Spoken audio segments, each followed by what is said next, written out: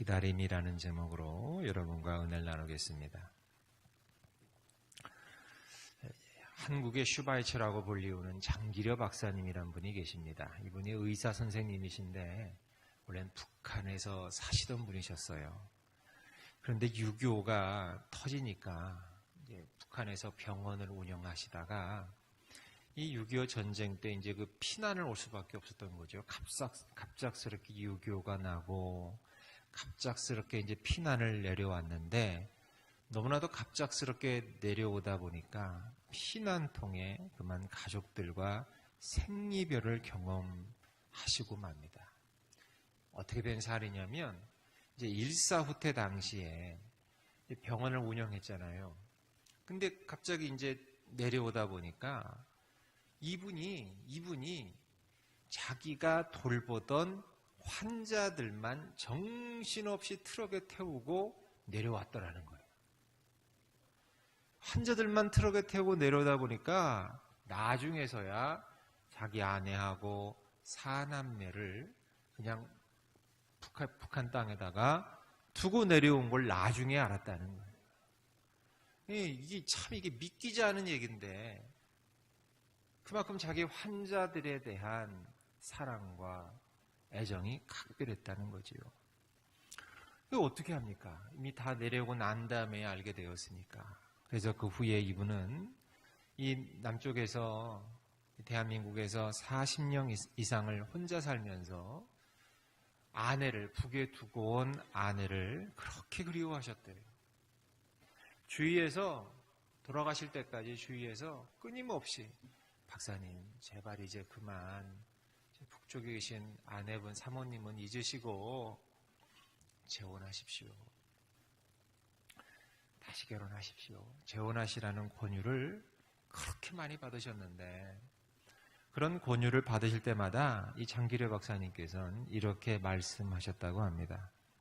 나는 내 아내에 대한 사랑이 너무나도 크기 때문에 재혼하지 않습니다. 그 사람 다시 만날 터인데 왜 재혼을 합니까? 아내도 오늘 이 시간까지 이 참 사랑을 간직한 채 나를 기다리고 있을 것이라고 나는 믿습니다. 만약 살아서 내가 아내를 보지 못해도 우리의 사랑은 저 천국에서 영원할 것입니다. 그래서 재혼하지 않습니다.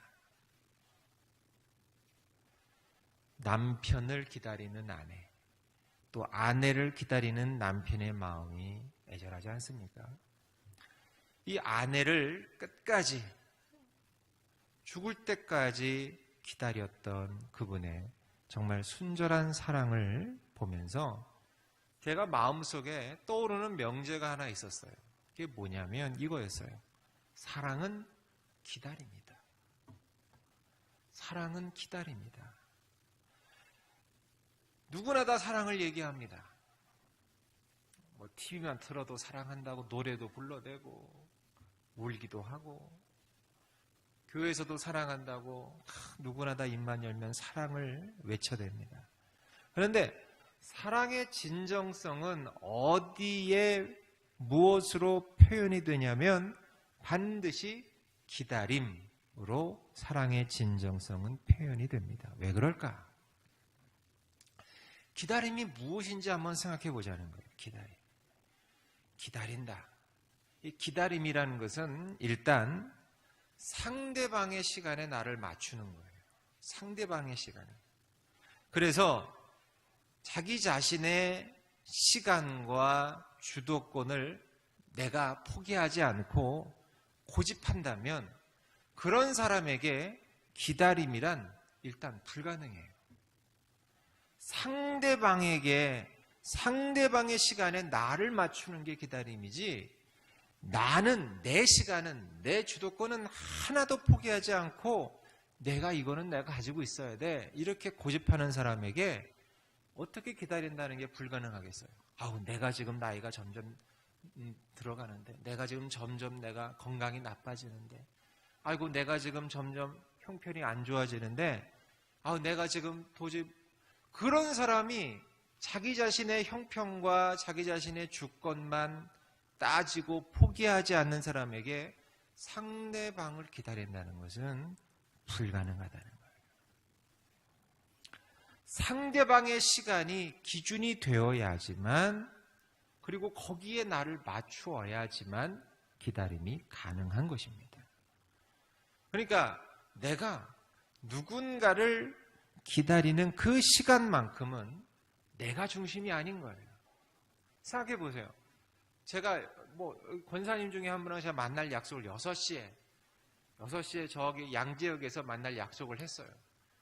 제가 6시에 갔어요. 갔는데 안 나오셔요. 그럼 저는 어떻게 해야 될까요? 기다려야죠. 근데 그 6시 저는 정확하게 나갔는데 권사님이 안 나오셔서 양재역에서 제가 6시부터 기다리면 제가 누구한테 기준을 맞추는 거예요, 지금? 권사님께 맞추는 거예요. 제 기준이라면 저는 기다릴 필요가 없는 거예요. 못 기다리죠. 제 기준에서 이미 끝났거든. 근데 내가 기다려요. 5분을 기다리든 10분을 기다리든 1시간을 기다리든 제가 기다린다는 것은 곧 올 그 사람에게 내 시간을 맞추는 거예요.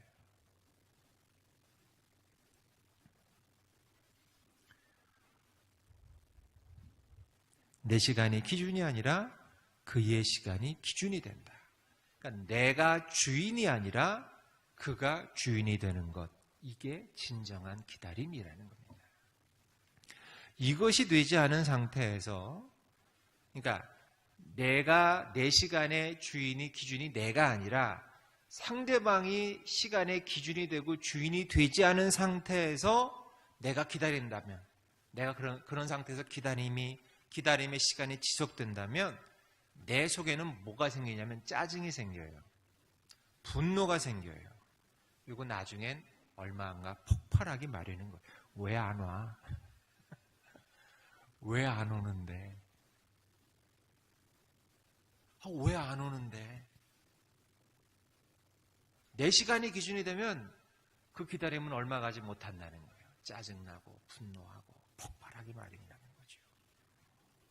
그러나 내 자아가 죽어지고 중심 이동이 된 상태에서 기다림의 시간이란 짜증과 분노가 아닌 사랑과 순종을 만들어내는 시간이라는 거예요. 그래서 기다림의 본질을 생각하면 이것이야말로 바로 신앙의 본질임을 알 수 있다는 거예요. 무슨 말씀이냐? 여러분, 신앙이 뭡니까? 신앙이 내가 신앙생활을 한다. 내가 신앙이 있다. 여러분, 그렇게 말씀들을 할 때 신앙이 뭐예요? 거기서 말하는 신앙이 뭐예요? 신앙은 중심 이동인 거예요. 그러니까 더 쉽게 말씀드릴게요. 신앙은 주인이 교체되는 거예요. 주인이 교체되는 거예요. 여지껏 나는 내 인생의 주인이 누구였어요? 신앙이 있기 전에는 내 인생의 주인은 나였어요. 내가 내 모든 삶에 내 인생의 주인은 나였어요.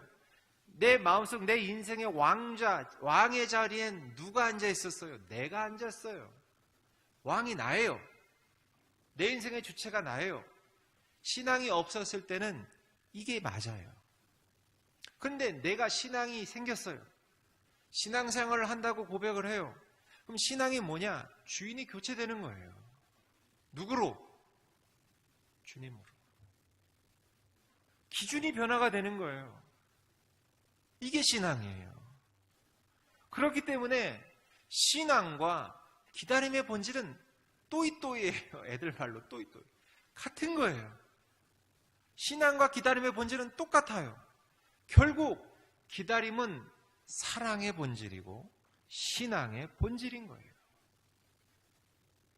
그러므로 누군가에게 지금 주어진 이 기다림의 시간은 결코 애매하게 낭비되는 시간이 아닌 겁니다.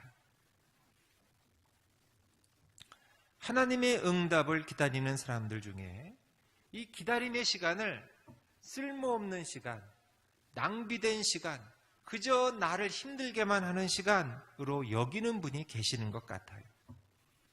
결혼을 하고 싶은데 내 자식 놈이 빨리 좀 장가 좀 가고 시집 갔으면 좋겠는데 이게 안 돼. 그놓고 그냥 이 늙은 애미가 나이가 지금 몇 살이 될 때까지 결혼을 해도 응답이 안 돼. 결혼을 못 해. 결혼을 기다리는 시간. 대학을 좀 갔으면 좋겠는데 지금 2수, 3재수, 3수, 4수래도 이 진학을 못해서 진학을 기다리는 시간. 병상에 누워서 제발 이 병이 좀 나았으면 좋겠는데 이 지긋지긋한 고질병이 좀 나았으면 좋겠는데 도무지 이 병이 낫질 않고 회복이 더뎌.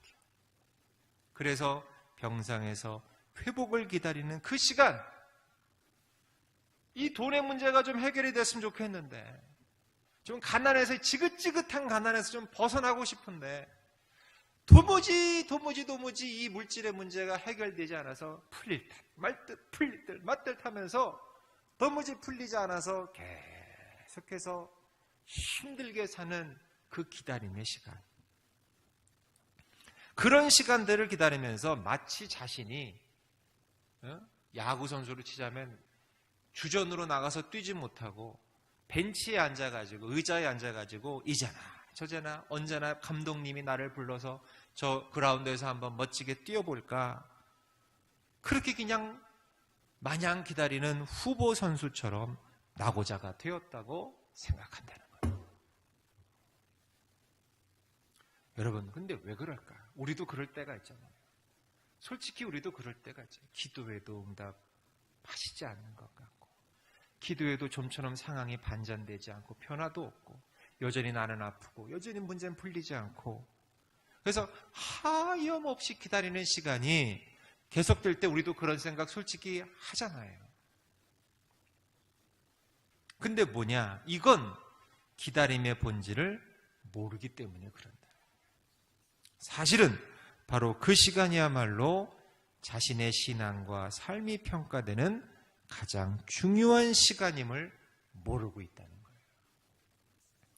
여러분, 예선전보다 더 중요한 본선전이 바로 기다림의 시간 동안 치러지고 있음을 알아야 한다는 거예요. 오늘 본문을 보면 5절에 보니까 130편, 나 곧 내 영혼은 여호와를 기다리며 나는 주의 말씀을 바라는도다. 6절, 파수꾼이 아침을 기다림보다 내 영혼이 주를 더 기다리나니 참으로 파수꾼이 아침을 기다림보다 더하도다. 7절, 이스라엘아 여호와를 바랄지어다. 여호와께서는 인자하심과 풍성한 속량이 있음이라. 8절, 그가 이스라엘을 그의 모든 죄악에서 속량하시리로다. 나만 기다린 게 아니었어요. 우리만 기다린 게 아니었어요. 시편 130편을 쓴 다윗도 여호와 하나님을 기다렸어요. 그 사울 왕에게 쫓긴 그 모진 세월, 단 한 번도 두 발 쭉 뻗고 편하게 잠을 잘 수 없었던 그 쫓기던 그 7년의 세월. 근데 그는 단 한 번도 그 기다림의 세월 동안 하나님을 원망하고 자신의 신세를 한탄하지 않았어요. 왜? 기다림의 본질이 무엇인지를 알았기 때문에. 기다림의 본질이 무엇인지. 이거 하나님이 나에게 이런 시간을 주셨다는 것. 어쨌든 나에게 필요하니까 이런 인고의 세월을 주셨다는 것. 그런 걸 감사함으로 인정하고 받아들였어요. 왜? 그는 신앙의 본질이 무엇인지 알았기 때문에. 자신의 시간을 자신에게 맞춘 게 아니라 하나님께 기준을, 시간을 맞췄기 때문에. 하나님께 모든 기준을 두고 시간을 맞추고 그것을 바라보고 기준 삼고 살았기 때문에 자신의 시간이 기준이었다면 못 기다리죠. 7년의 세월 어떻게 기다립니까? 나는 이미 기름 부음도 받았고 이 이스라엘 백성들에게 인기도 있고 그리고 골리앗도 물리친 용맹함도 있고 건강도 있고 자신감도 있고 지혜도 있고 모든 게 다 있는데 내가 왜 이런 7년의 세월 동안, 이 세월 동안 내가 쫓겨다녀야만 하는가? 못 기다리죠. 폭발하고 말죠. 내가 뭐가 부족해서. 내가 뭐가 부족해서 폭발하겠죠. 못 기다리고. 그런데 다윗은 그 세월을 기다렸어요. 나 곧 내 영혼은 여호와를 기다리며 나는 주의 말씀을 바라는도다. 위대한 신앙의 고백입니다. 사랑하는 여러분, 기다리고 계십니까? 하나님의 응답을.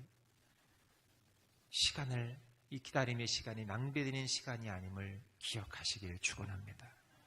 오히려 지금이 가장 중요한 순간을 보내고 있다는 사실을, 바로 지금 주님은 이 기다리는 동안 여러분들을 예의주시하고 있다는 사실을 기억하시면서 다윗처럼 오히려 이제 인생의 기준을 나에게 두는 것이 아니라 하나님께 내 인생 기준을 두고 장기려 박사님처럼 오직 사랑함과 순종함으로 기다릴 수 있는 저와 여러분 모두가 되시길 주의 이름으로 축복합니다. 기도하겠습니다. 하나님